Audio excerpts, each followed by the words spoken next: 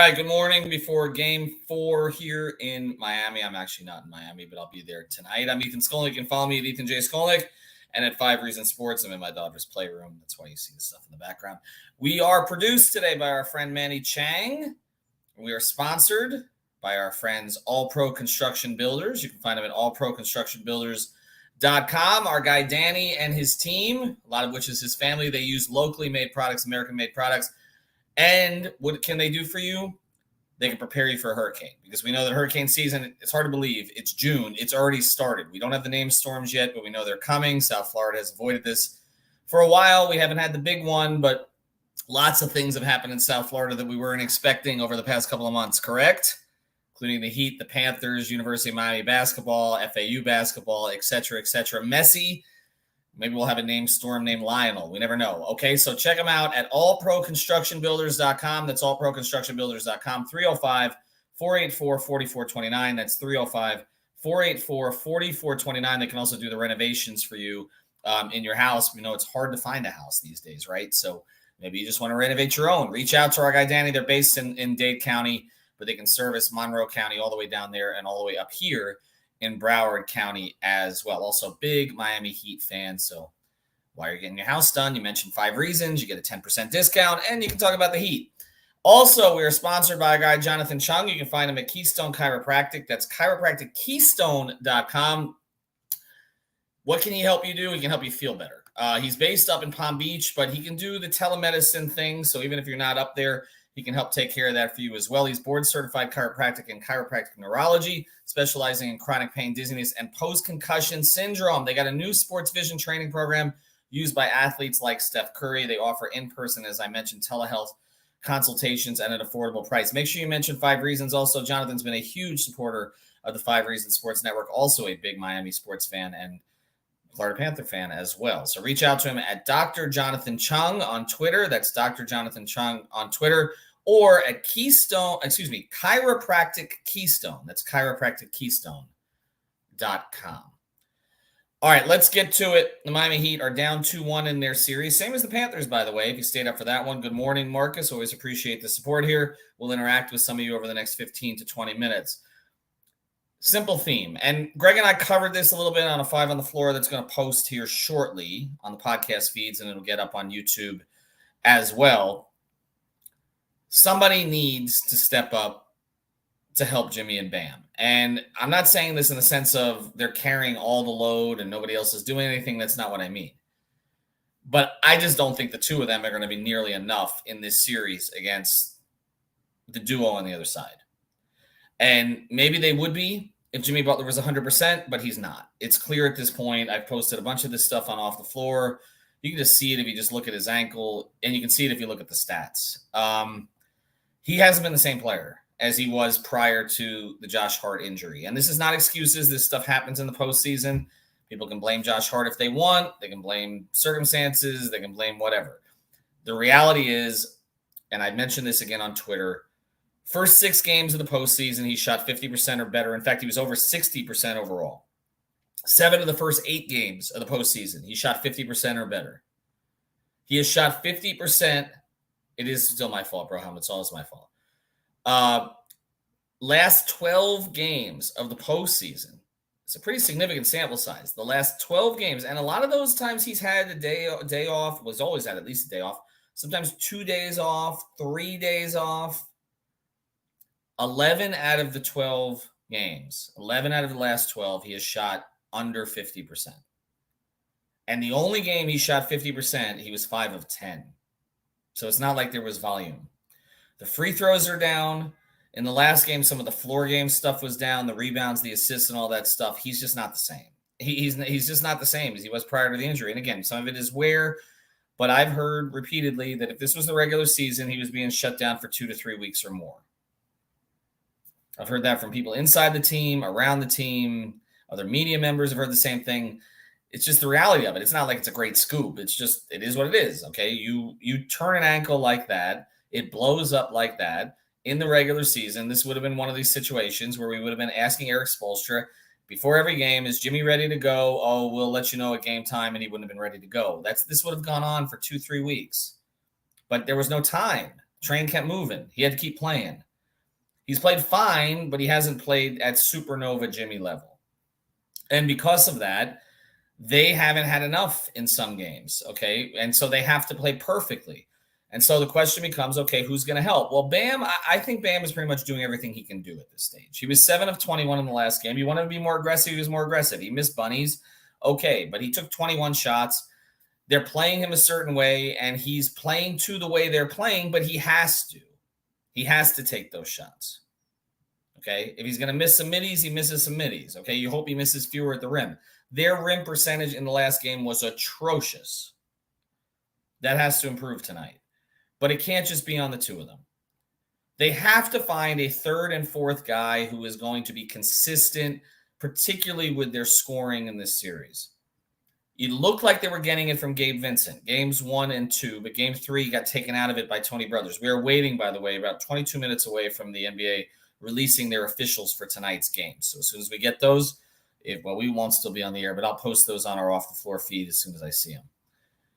But Gabe got taken out of the last game, okay?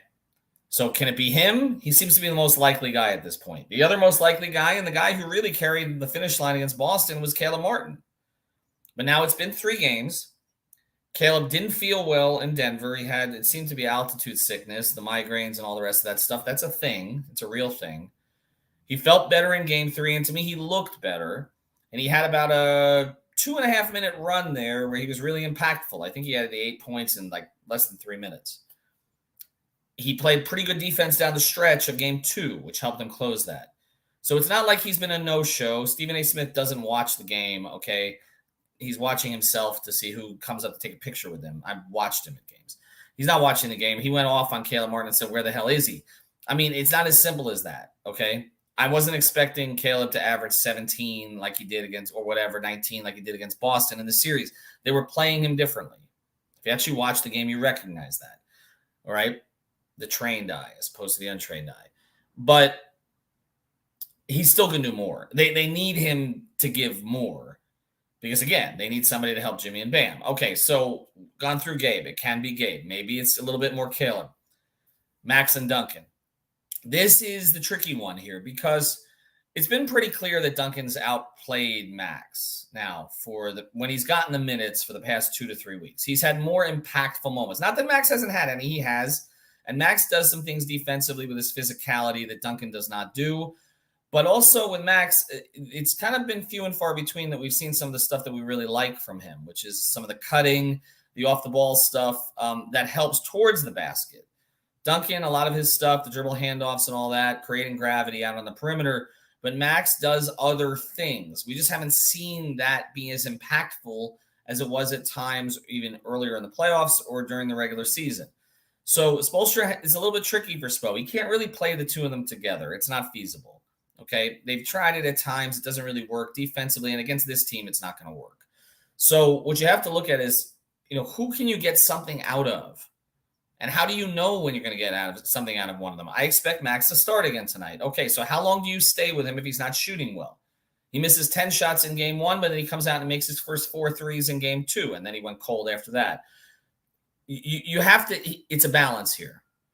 But if Max is not shooting well, then you got to go to Duncan a little quicker. But you got to get something out of one of them, okay? So Gabe and Caleb, can they get real impact, offensive impact out of one? Max and Duncan, can they get real offensive impact out of one without sacrificing too much on the other end? Okay, so who else is there? Can they get a wild card here? Well, it really should be Kyle Lowry, shouldn't it? I mean, $28 million suggests that. Kyle's postseason, up, down. I don't know where he's at right now. I just know it's not enough. He's got to take the pull-ups if they're there. The ones that Gabe takes, he's got to take them. The Gabe, I was looking last night at the Gabe-Kyle lineups. It's kind of diminishing returns. The more that the two of them play together, the more that they seem to struggle. But again, they don't have Tyler Hero right now, so this is the options when it comes to minutes. Marcus comes in. I know who can help Jimmy and Bam. The only problem is this: you have to wait till the series is over. That person is Dame. Interesting conversation, one we're going to talk about a lot. The smoke, I mean, obviously, the smoke is real there, both sides. But for right now, you're trying to win a championship. And yes, you can look at it and say, all right, well, you don't have Tyler Hero, and you're not, Tyler Hero would be the core piece that you would trade to get Dame. So maybe there's a couple other guys, but maybe a Jovic, somebody who's not even playing in the series. So essentially, if you're adding Dame Lillard to the team that we see on the floor, I don't know, maybe you sub out Lowry or you sub out Robinson to make money work. You're probably winning this series. Yes, you're probably winning this series if you had Dame. He would be the guy, okay? You don't have him yet. You may never, but you certainly don't now.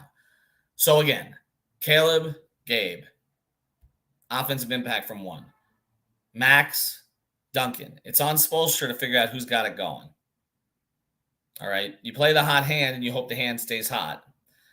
And then I think they got to get something from Kyle. Now, the others, the kind of, specialist minutes, I understand completely why Heat fans want to see Highsmith over Zeller. I get it. Okay. Trust me. I've been screaming for Highsmith for the last 3 weeks. I do think he'll get some minutes tonight, but I said that in the last game. But I understand why he's playing Zeller. And I get the frustration with the way it looks. I will say, not that plus minus is everything, but if we're talking about how the Zeller minutes are killing them, he was a +4 in the last game. Nobody else on the team was positive. So the Zeller minutes did not, I don't know if it's directly his doing, but the Zeller minutes did not kill them in the last game. This comes in from Sandwich. Quicker hook on Max, more minutes for Duncan and Highsmith. That's where I would go. I agree with that. And I think he was willing to go that way in game 2, but then Max got off to the hot start. And so, okay, you let it roll a little bit. But with Max, again, I want to see more of the other stuff. The shooting, sometimes Max's shot looks good and then it rattles out. But what made him a viable starter for them was not just the 3-point shooting, because it was just that they just would have rode with Duncan as long as they possibly could. Okay. And even when he was struggling to stay with, it was that Max was doing the other physical type things. I mean, he's a physical defender. Again, not the best defender, but he's a physical defender. And he will compete in those switches, and he was in the cuts and all that kind of stuff, providing an outlet for Jimmy. He was doing a lot of the stuff for Jimmy that Duncan does for Bam. I want to see more of that in this game.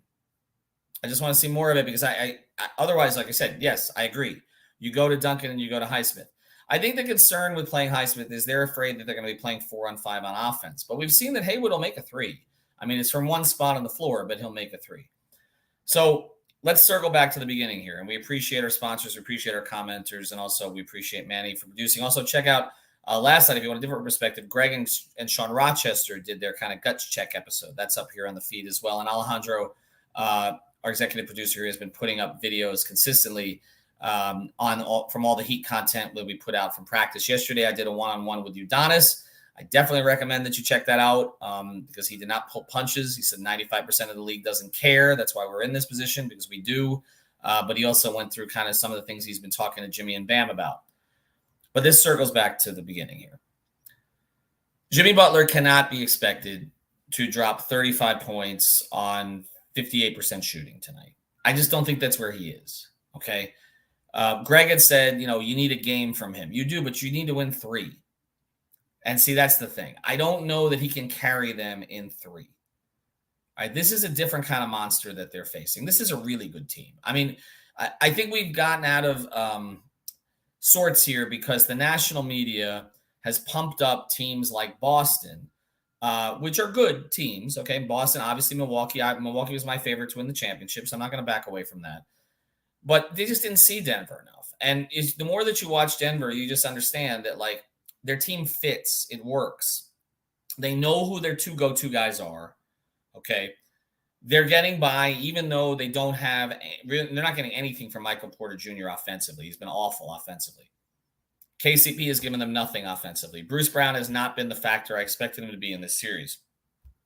And yet, why are they winning? Because they know who needs to get the ball, when they need to get the ball. They play off of those 2 guys completely. I always said, like, this whole big 3 concept, the reason it doesn't work a lot is because those guys, it's hard to decide who gets the ball when. Denver, they've got their 2 stars. They're different kind of stars. They're complementary stars. They like each other. They play for each other. The role guys understand those are their 2 best players. They're going to be a worthy champion if they win the championship, okay? Just because ESPN didn't think so, that doesn't mean that they're not.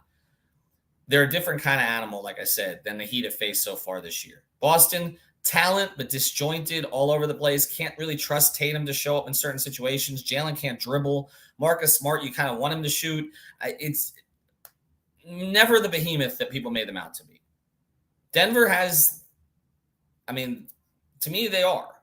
Okay, they're a 60-win team if they didn't shut it down late in the year because really Memphis was the only team chasing, and Memphis's best player was on IG Live. This is a legitimate challenge that the Heat are facing, and they're facing it without their supernova guy. They just have a star in Jimmy Butler right now. Until the offseason and he gets healthy and comes back next year, and you probably won't even see supernova Jimmy again until next April or May, because that's just the way he's going to play the regular season next year. So they need to get help from somewhere else. What I would like to see from Jimmy tonight, okay? Be aggressive early, all right? Try to get in the lane. Try to get to your spots. Don't be overly unselfish. This idea where he gets himself all the way into the paint and then starts to shuffle around and look for somebody else, he's got to go. They feed off of his energy, all right? But it's on the role guys to get themselves involved at this point. It's not on Jimmy to make it nice for everybody else. I just don't think he's in that kind of physical condition. So I want to see more cuts from Max. I want to see Gabe get to that mid-range area. I want to see Lowry take that shot if he has it. And Caleb, look, you're in a different category now, okay? You're not a two-way. You're not a guy that the Hornets cut. You're not a guy that J. Cole had to find and all the rest of this stuff. You were a guy who probably should have won Eastern Conference Finals MVP.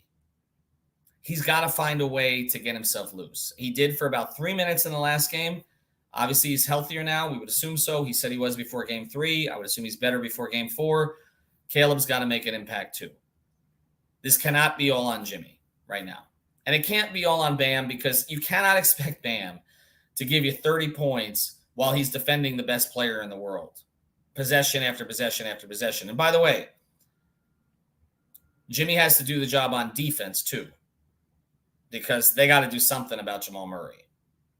And until Highsmith comes in the game, until Spoelstra decides that he wants to do that, having Vincent on him, okay, giving up what Gabe gives up to him, even though he's been competing against him, Jimmy's going to get a lot of those assignments. And so you're asking Jimmy and Bam to try to handle their two best players who are playing at their highest levels right now, and then you want them to carry all the scoring burden? No, somebody else needs to step up. In fact, I say two somebodies. So I'm going to go with Gabe and Max tonight just because they get the start, but they got to get it from two. All right, thanks to Manny for producing. Thanks, everybody, for commenting here. Again, check out all of the other content. We'll have a pregame show, I think, at 5:30 tonight. Jonathan Ramlakan hosting. And then we'll obviously have playback during the game. Join us there. That way you don't have to listen to the ABC crew that doesn't seem to know anything about either of these two teams. And then you get the post-game show with Greg, Brian, and Sean, I believe, tonight. I will be in the arena with Alex and with Brady. Have a good day, everybody.